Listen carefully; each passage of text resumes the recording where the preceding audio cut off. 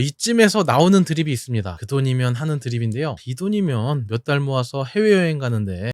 네, 여러분 안녕하세요, 박성호입니다. 오늘은 11조 얘기를 해보려고 하는데요. 여러분 11조 잘 지키고 계신가요? 벌써 불편하신 분들이 계실지 모르겠는데 전 어려서부터 어머니한테 굉장히 고지식한 이 11조 교육을 받았거든요. 뭐 세뱃돈을 받아도 11조를 꼭 떼야 하고, 뭔가 아르바이트를 해도 11조를 꼭 떼게끔 하고, 뭘 하든지 11조는 굉장히 잘 지켜왔던 것 같습니다. 그런데 소득이 정말 작을 때는 이 11조가 생계와 직결되잖아요. 그런 경험 많이 해본 것 같아요. 당장 11조를 내면 핸드폰 요금을 낼 수가 없어. 당장 11조를 내면 내 공과금조차도 낼 수 없는 상황인데, 그런데도 어렵게 11조를 지켰던 기억이 있습니다. 그때 막연하게 든 생각이 있는데요. 돈을 많이 버는 사람들은 이 11조에 대해서 큰 고민 없이 지키지 않을까, 그렇게 되면 얼마나 좋을까 하는 생각을 했습니다. 그런데 제가 나이를 먹고 소득이 조금씩 늘어나고, 또 주변 사람들이나 아니면 교회의 여러 사람들의 케이스를 보니까 소득이 많으신 분들은 또 그 나름대로의 갈등이 있더라고요. 여러 가지 케이스가 있겠지만 크게 두 가지 측면에서의 문제가 있는데요. 하나는 너무 당연한 이야기지만 소득이 늘어나는 만큼 11조 금액도 같이 커진다는 거예요. 예를 들어 월급 300만 원 받는 사람이 어느 달은 경조사도 많고 이런저런 이벤트도 많고 해서 월급이 금방 녹아내렸어. 그래가지고 다음 달에 월급 나오자마자 11조를 두 달치를 내려고 보니까 60만 원이야. 이거 내기가 쉽지가 않죠. 사실 뭐 11조가 그렇잖아요. 국세처럼 추심이 들어오는 게 아닌데, 이럴 때 꼭 잔머리가 돌아가면서 유도리 있게 좀 처리하기도 하죠. 그리고 두 번째는 소득이 조금 늘어나고 생계 걱정은 없어졌지만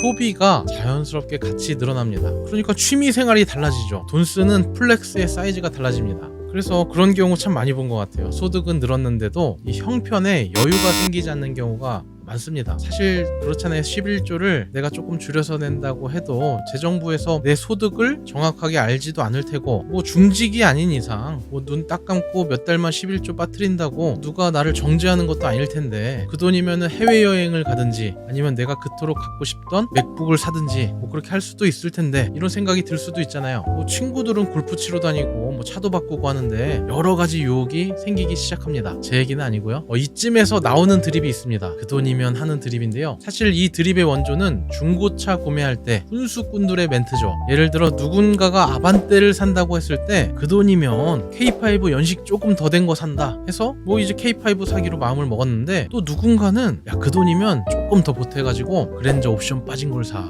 그렇게 말해요. 그래서 큰맘 먹고 그렇지, 남자가 그랜저 정도는 타야지, 그랜저 한번 끌어보자 하면, 또 누군가는 그 돈이면 BMW 3 시리즈를 타지 하면서 끝도 없는 거예요. 그러니까 그 돈이면 드립은 남의 돈을 내 돈처럼 생각할 때 나옵니다. 분명히 그 사람 돈으로 그 사람 차를 산다는데 말로는 합리적인 선택을 돕기 위한다고는 하지만 마치 내 돈으로 사는 것처럼 왜 그렇게 사냐 하면서 간섭하는 거죠. 11조도 마찬가지입니다. 11조를 내 돈이 아니라 하나님 것이라고 분명하게 생각하면 형편이 어렵든지 11조 금액이 커지든지 잘 지켜나갑니다. 그런데 이게 하나님 것을 당연히 드린다 생각하는 게 아니라 내 돈을 내가 하나님께 드린다 하는 생각이 틈타기 시작하면 생각이 복잡해지기 시작하는 거죠.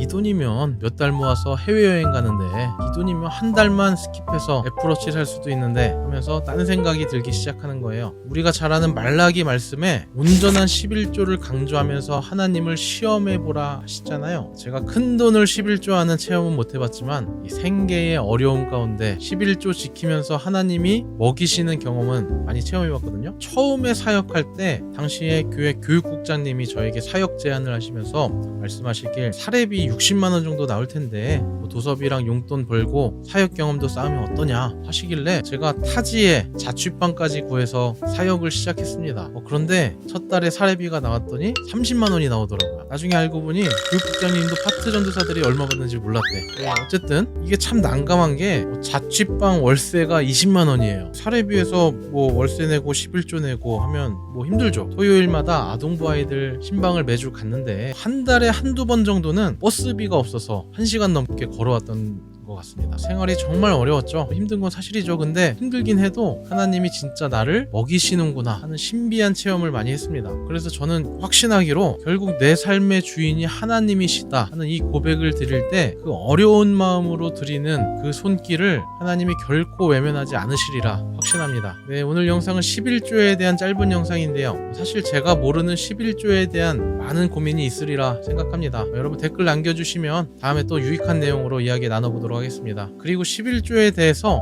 다른 영상도 있거든요. 많은 관심과 부탁드립니다. 네, 벌써 1월이 다 갔네요. 여러분 건강하시고요. 다음에 더 좋은 내용으로 인사드리겠습니다. 새해 복 많이 받으세요. 안녕.